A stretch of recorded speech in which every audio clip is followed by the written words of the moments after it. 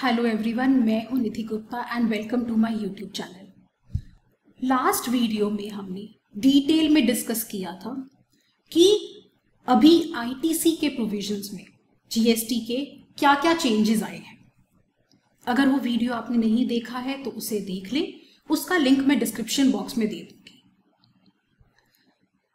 लेकिन एक क्वेरी मेरे पास बहुत ज्यादा आ रही है कि अब जो ये चेंजेस आए हैं उसके बाद एक नया प्रोविजन आ गया है कि अगर मेरा सप्लायर टैक्स की पेमेंट में कोई भी डिफॉल्ट करता है तो कंपल्सरीली मुझसे उस टैक्स की रिकवरी कर ली जाएगी।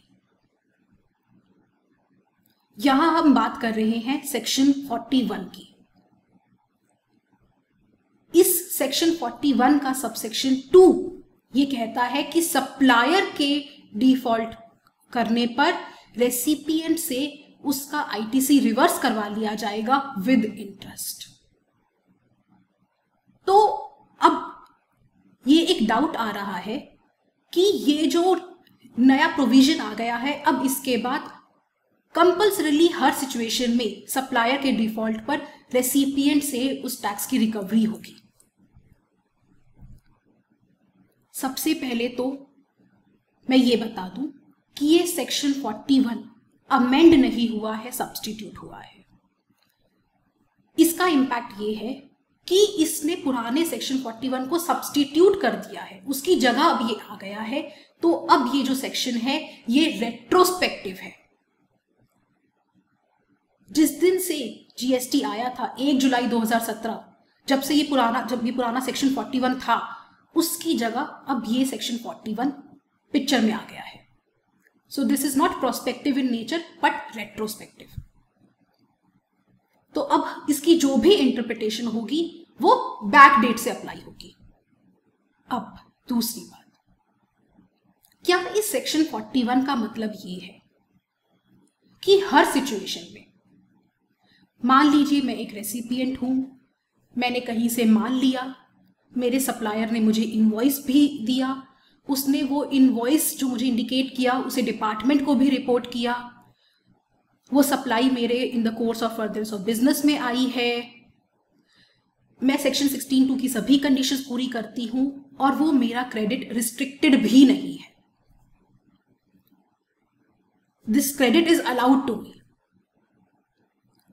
ऐसी सिचुएशन में अगर डिपार्टमेंट को बाद में कभी पता चलता है कि मेरे सप्लायर ने टैक्स प्रॉपरली पे नहीं किया फॉर व्हाटसोएवर रीजन, तो क्या वो मुझसे आकर उस टैक्स की रिकवरी कर सकते हैं? क्या वहां पर ये सेक्शन 41 अट्रैक्ट होगा या नहीं? सेक्शन 41 के दो इंटरप्रिटेशंस हो सकते हैं। पहला इंटरप्रिटेशन कि डिपार्टमेंट कहता है हां भाई, ऐसी सिचुएशन में भी सेक्शन 41 अट्रैक्ट होगा।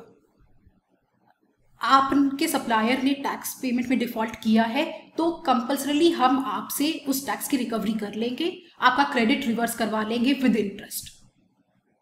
नो मैटर वो क्रेडिट आपको अलाउड था, आपने 16(2) की सभी कंडीशंस पूरी की थी, इनवॉइस आया था, माल आया था, जो भी है, पर हम हर सिचुएशन में ये रेसिपिएंट के पास जाकर उससे इस टैक्स की रिकवरी कर लेंगे। एक इंटरप्रिटेशन तो ये। दूसरा इंटरप्रिटेशन हो सकता है कि नहीं, एक रेसिपिएंट की लायबिलिटी यहीं तक है कि आपके पास माल आया हो, बिल आया हो, सप्लायर ने वो इंडिकेट कर दिया हो, आप 16(2) की सभी कंडीशंस पूरी करते हो, वो क्रेडिट आपको बेसिकली अवेलेबल हो, वो रिस्ट्रिक्टेड कैटेगरी में नहीं हो। रेसिपिएंट की लायबिलिटी बस यहीं तक है, इससे ज्यादा हम उस पर लायबिलिटी फास्टर नहीं करेंगे। अगर ये सब कंडीशंस पूरी होती है तो उसके बाद अगर सप्लायर टैक्स पेमेंट में डिफॉल्ट करता है तो वहां रेसिपिएंट से कोई रिकवरी नहीं की जाएगी। इस सेक्शन को इन दो तरीके से इंटरप्रेट किया जा सकता है। तो कौन सी इंटरप्रिटेशन सही है? लॉ का एक सेटल्ड प्रिंसिपल है कि अगर किसी प्रोविजन के दो इंटरप्रिटेशंस निकल कर आते हैं तो उसे वही इंटरप्रिटेशन दिया जाए जिससे वो लीगली सस्टेनेबल रहे, वो स्ट्रक डाउन ना हो जाए, वो वॉयलेटिव ना हो किसी और प्रोविजन का, लॉ का, कॉन्स्टिट्यूशन का। तो आप वही इंटरप्रिटेशन अडॉप्ट करोगे जिससे वो कानून चलता रहे, स्ट्रक डाउन ना हो जाए। अब इन दोनों में से वो इंटरप्रिटेशन कौन सी है? अगर तो आप कहते हो कि मेरी लाइबिलिटी, रेसिपिएंट की लाइबिलिटी वहीं तक है कि मैं 16(2) की कंडीशंस पूरी कर रही हूँ, क्रेडिट अवेलेबल है, मैंने सब देख लिया जो मैं देख सकती थी, बस उसके बाद सप्लायर के डिफॉल्ट पर मेरी कोई लाइबिलिटी नहीं है, देन इट इज राइट, तब तो उसमें कोई दिक्कत नहीं है। लेकिन अगर आप इसे ऐसे इंटरप्रेट करते हो कि हमें फर्क नहीं पड़ता, तुम्हारी 16(2) की कंडीशंस पूरी हुई नहीं हो गई, तुम्हारे पास माल आया, बिल आया, वो बिल चढ़ाया गया था, हमने वो तुम्हें क्रेडिट अवेलेबल भी करवा दिया था, लेकिन फिर भी बाद में कभी पता चलता है कि सप्लायर ने डिफॉल्ट किया है, तो वहां पर भी रेसिपिएंट पे लाइबिलिटी फास्टन कर दी जाएगी, उससे इस टैक्स की रिकवरी कर ली जाएगी। सप्लायर ने कोई डिफॉल्ट किया है या नहीं किया, ये कब तक पता चल सकता है? 2 साल, 3 साल, 5 साल from the date of annual return तक सप्लायर के अगेंस्ट प्रोसीडिंग्स इनिशिएट की जा सकती हैं। तो आप डिपार्टमेंट सप्लायर के अगेंस्ट प्रोसीडिंग्स इनिशिएट कर देगा और मुझसे रिकवरी कर लेगा इस इंटरप्रिटेशन के अकॉर्डिंग। पर क्या ये इंटरप्रिटेशन लीगली सस्टेनेबल है? क्या ये इंटरप्रिटेशन, ये एक्सट्रीम इंटरप्रिटेशन कि हर सिचुएशन में रेसिपिएंट पे लाइबिलिटी फास्टन कर दी जाएगी जहां भी सप्लायर का फॉल्ट हो, क्या ये आर्बिट्रेरी नहीं है? क्या ये violative of article 14 of constitution नहीं है? ये सही बात है कि टैक्स लॉज में सरकार के पास बहुत लैटिट्यूड होता है, वो टैक्स कैसे लगाना चाहती है, कितना लगाना चाहती है, कैसे रिकवरी करना चाहती है। लेकिन ये भी एक सेटल्ड प्रिंसिपल है कि tax laws are not immune from fundamental rights. Tax laws भी फंडामेंटल राइट्स को वॉयलेट नहीं कर सकती। और अगर आप ये एक्सट्रीम इंटरप्रिटेशन अडॉप्ट करते हो तो वो absolutely violative of fundamental rights है, वो आर्बिट्रेरी है कि कोई भी सप्लायर ने फॉर व्हाटसोएवर वो डिफॉल्ट किया, आप रेसिपिएंट पे वो लाइबिलिटी फास्टन कर दोगे। कॉन्फिस्केटरी है, आप टैक्स कितना लगाते हो, किस रेट पे लगाते हो, ये आपका डिस्क्रिशन है। लेकिन आप टैक्स लॉज ऐसे भी नहीं बना सकते कि आप एक आदमी को उसका लेजिटिमेट बिजनेस ही ना करने दो। आपने वो क्रेडिट मुझे अवेलेबल करवा दिया, 5 साल बाद आपको पता चलता है सप्लायर ने किसी भी रीजन से, उसके पास पेपर इनवॉइस आया था, उसके पास माल आया ही नहीं था, उसके डाउन द लाइन सप्लायर में कोई प्रॉब्लम थी, किसी भी रीजन से उसने टैक्स में डिफॉल्ट किया है, तो आप उस हर सिचुएशन में बाद में मेरे पास आकर रिसिपिएंट पर ये लाइबिलिटी फास्टन कर दो, तो आप मुझे मेरा लेजिटिमेट बिजनेस करने से ही रोक रहे हो। मैं अपना धंधा ही बंद कर दूं, काम ही बंद कर दूं। यह आर्टिकल 19(1)(g) का क्या वॉयलेटिव नहीं है? ये लॉ का सेटल्ड प्रिंसिपल है कि आप मुझ पे उतनी ही रिस्पॉन्सिबिलिटी डाल सकते हो जितनी मैं फुलफिल कर सकूं। लेक्स नॉन कॉगिट एड इम्पॉसिबली, जो काम इम्पॉसिबल है मेरे लिए, आप वो लाइबिलिटी मुझ पे फास्टन ही नहीं कर सकते। अब माल आया है मेरे पास, इनवॉइस आया है मेरे पास, वो इनवॉइस इंडिकेट भी हुआ है, और अब तो आपने इतने अपने ऊपर कंट्रोल्स ले लिए हैं कि आप सप्लायर्स को आइडेंटिफाई करोगे कौन सही है कौन गलत है। ऐसे सिचुएशन में आप मुझे क्रेडिट अवेलेबल करवाते हो, इससे ज्यादा मैं और रिस्पॉन्सिबिलिटी इसमें क्या पूरी करूं?